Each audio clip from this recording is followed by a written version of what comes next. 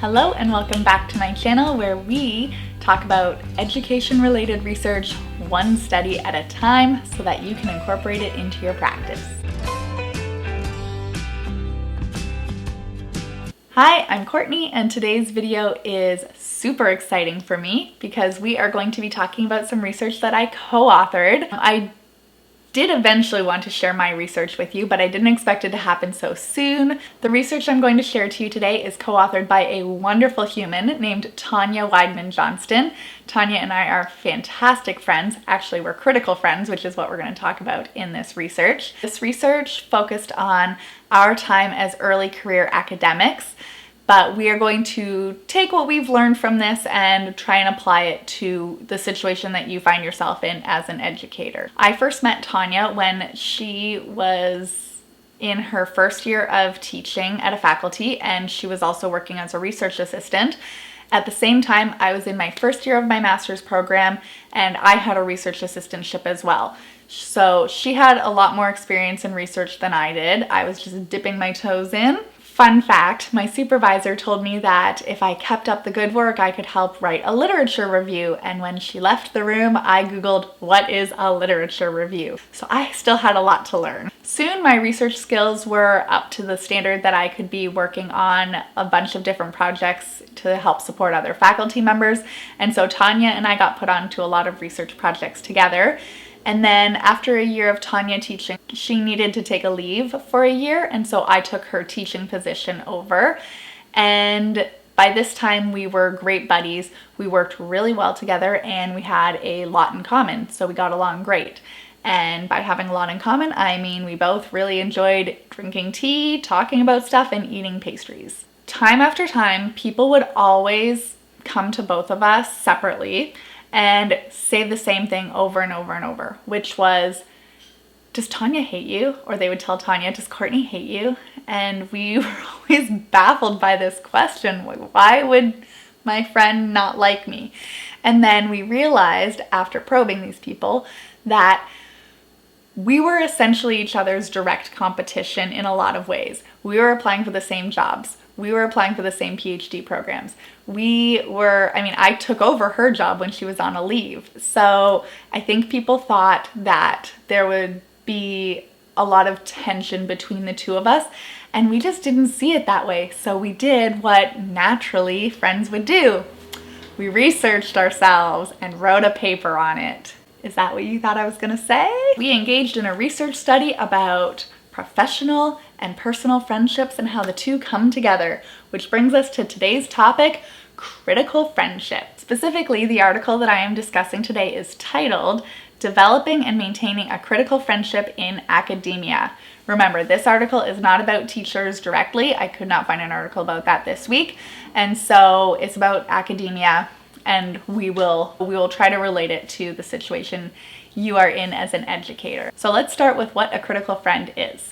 Basically, a critical friend is somebody in your field that is a good friend of yours that you can feel completely comfortable sharing ideas with and seeking advice from. A critical friend encourages you to see things differently if you need to see things differently through encouraging you and having important conversations about where you're at. Since this is a friendship, it needs to go both ways. So there needs to be at least two people in your critical friendship who both have those same goals and who are both partaking in the same encouraging and supporting activities. So critical friendship is not mentorship. It's not somebody has the knowledge and they're teaching the person below them. It is two people who are, they could have different positions, but they come together and they really want what's best for the other person. And what's best for the role that they're in. So they are okay with challenging each other and encouraging people to do better without ruining the integrity of the actual friendship. When we reviewed the literature, we found different definitions of what a critical friend is and different understandings of what the actions of a critical friend include. So one was that a critical friend offers clarity, strong listening skills, an ability to understand critiques and areas of improvement, and is an advocate for the desired success of the partnership. Another area of research that we looked at talked about how critical friendships need to have three things. So trust, Both individuals have to be dedicated, and you need to have knowledge of each other's educational context or work context. We attempted to answer the research question, how have we developed and maintained a professional critical friendship? We used narrative inquiry as our way to get data. We each wrote basically the story of our friendship, and then we read and reread our work and thought about how we might make sense of it. As we read more, we came to some work by Baskerville and Goldblatt, and they had outlined the stages of a critical friendship. And so we wanted to see how our story of our critical friendship lined up with what they were talking about and their stages of a critical friendship. The stages of the critical friendship that we found in the literature were professional indifference, which is we didn't really know each other. We had no opinions of each other. We just knew of each other's existence at work. Tentative trust. So this stage was that we were friendly and cordial while we were working together, but we didn't really have a friendship beyond that. The next stage is reliance, and that's where we agree that we have a common goal to work on. And so when we're working on that goal, we're working on that goal. We can challenge each other, but it's all done with the understanding that we're here to work and get something done. The next stage is conviction. In the conviction stage, we were trying to find ways to challenge each other's thinking and improve ourselves as practitioners, as researchers, and as teachers, because we were both teaching at the time as well. Still finding ways to challenge each other and encourage each other to do better while still preserving our friendship. And then the last stage is unguarded conversations. And this is where it's kind of like when you're with your family. You can say what you need to say, and you know at the end of the day that you're still going to be friends. I mean, we're nice to each other, try to be nice to everybody, but we could say, hey, I noticed you wrote this word is not the right word that we need to be using, or the way that we taught this student really isn't going well. So in the article that we were reading that talked about these phases of critical friendship, it was set out like a staircase. So you move through each stage, and at the top, you are critical friends. Goal achieved, we're good to go. What we ended up finding out though was that yes, in most cases, well in my case anyways, I had met the criteria for all of the stages of the critical friendship, but it didn't operate in a stage-like way. And when Taunya looked at her research and I looked at Taunya's research, she skipped a few of the stages. And so we needed to make sense of that. So what we noticed was that the first two stages were sequential. So the professional indifference and tentative trust, you kind of have to go through that first to leap into the cycle. And then reliance, conviction, and unguarded conversations can keep being revisited at any time throughout a critical friendship, because you might have a really vulnerable conversation with a colleague and then you have a bit of worry and you have to go back. This cyclical nature also took into account the power imbalance that wasn't talked about in the stage conceptualization of critical friendship. So Taunya had a whole extra year of working in the faculty than I did. Everybody liked her and knew what the deal was with her. I was still getting to know people. Taunya already had a job. I was trying to get a job. And so there was that worry that, I really had to make sure that I was doing what I needed to do properly, because there was somebody right beside me who was fluent in everything that she was doing. Another thing that we noticed was that we perceived the same event at different stages in a critical friendship. That's because the stakes were higher for different people in the friendship at different times. So something that might not have been a big deal to Taunya was really a groundbreaking moment for our friendship to me. When I took over Taunya's teaching position, I didn't think twice about it. I thought, yeah, I'll cover you for a year, you'll come back, no big deal.